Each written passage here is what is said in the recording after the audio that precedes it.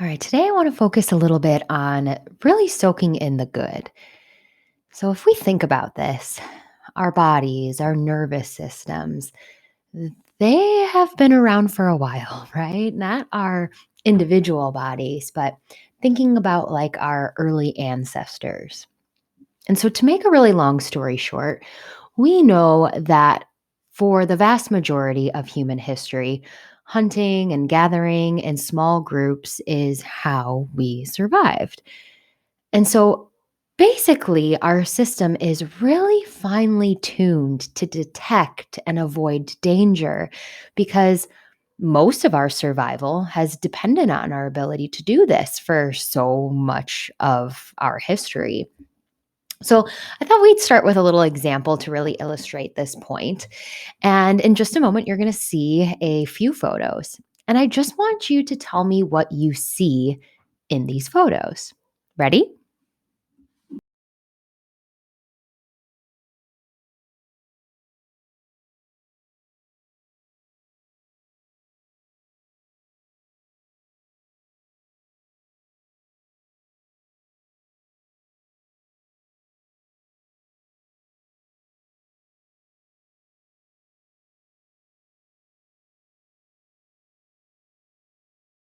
So, what pattern did you recognize?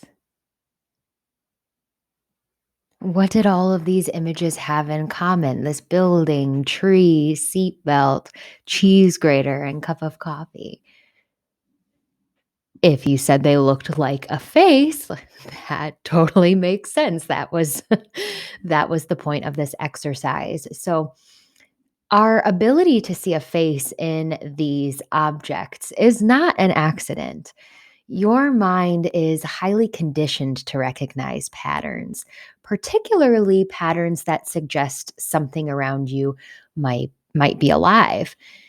Now, if you think about this, it's a pretty good strategy, right? Like if I'm walking through a forest and I assume one of the dead branches I see on the ground out of the corner of my eye is a snake, are the chances of my survival going to increase or decrease? They're definitely going to increase, right? So, on a very real level, we can say that all of us, sitting here on the internet listening to this today, are the descendants of humans who have had this bias. The ones that didn't have this bias sufficiently ingrained in them just didn't survive. Let's call this a negativity bias. And while it is awesome for avoiding snakes and all kinds of life threatening triggers, it's not always great for our modern day 21st century living. So, a negativity bias basically comes down to our overemphasis of the negative or problematic aspects of our experience. You know, you can probably think of a time where a problem literally took over your life, right? That's the negativity bias at work. So, to counteract the bias in our minds, it can be helpful to remember this simple saying from psychologist Rick Hansen. And it goes, your brain is like Velcro for negative experiences and Teflon for positive ones. Just think about that for a second. Your brain is like Velcro for negative experiences and Teflon for positive ones. I mean, I can think of an example right now. Like, think about when you get a critique. It doesn't matter if you have 20 positive things that 20 other people have said about you. That one critique is what repeats over in your mind, right? So, today's exercise is the answer to the question, what can we do to make the positive things stick rather than slide away like they would on Teflon? How can we incline our mind, our brain, and nervous system to the positive? And the answer is that we need to soak up the positive in much the same way a sponge soaks up water. And soaking up simply means we're really savoring the positive, really being mindful of what goes well, what we're grateful for, the people that we love. And this helps us train up this ability.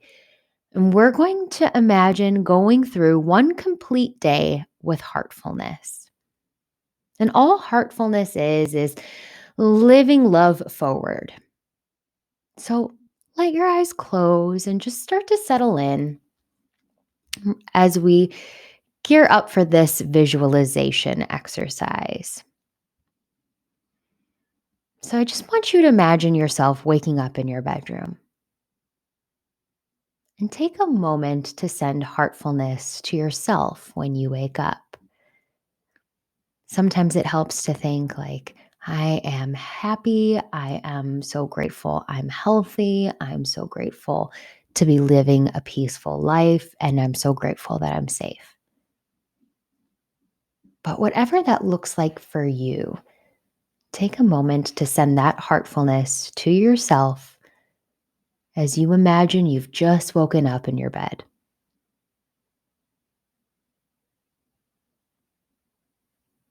How do you feel?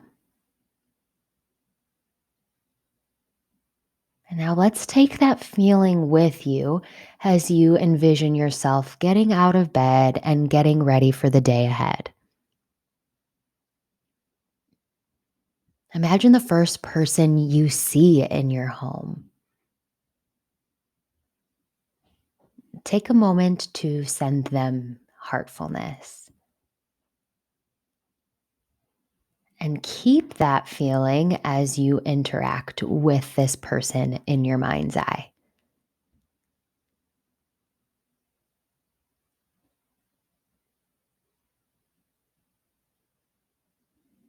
Now imagine the first friend you see, or stranger even, as you leave your home.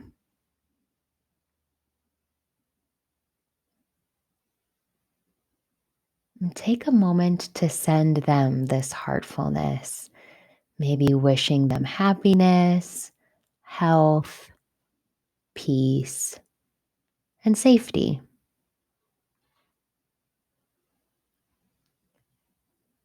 See if you can tune into your body. Where do you feel these feelings the most as you envision yourself interacting with this person?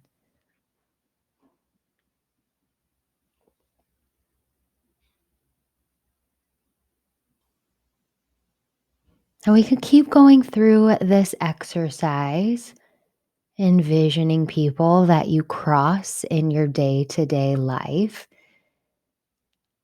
And as you walk yourself through your typical day and the people that you normally see, just practice sending them a little bit of love, happiness, health, peace, and safety, and tune in to the feelings that you feel as you wish for them these positive things. And you'll hear my voice again shortly.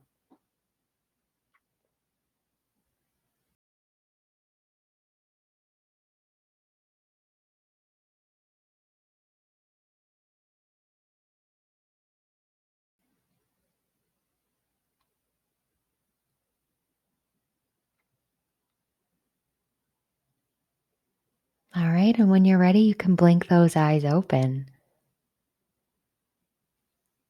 So, this is an exercise in soaking up the positive. And I encourage you to practice this throughout the week, soaking in the positive of the small things like a good meal, or the big things like the people that you love and who make your life such a beautiful thing. And just take an extra minute when you feel positive to really sit with it.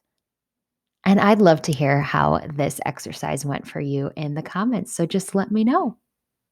And if you're interested in more exercises like this that are actually tailor made to you and your exact life and the things that you are dealing with. Send me a message. We can work together through mindful minis, which are for 20 minutes one on one sessions where we go through these types of exercises based on your goals and process out what worked for you through this exercise, what didn't, and continue with a plan so that you feel like you're moving forward faster. And as always, it has been an absolute pleasure.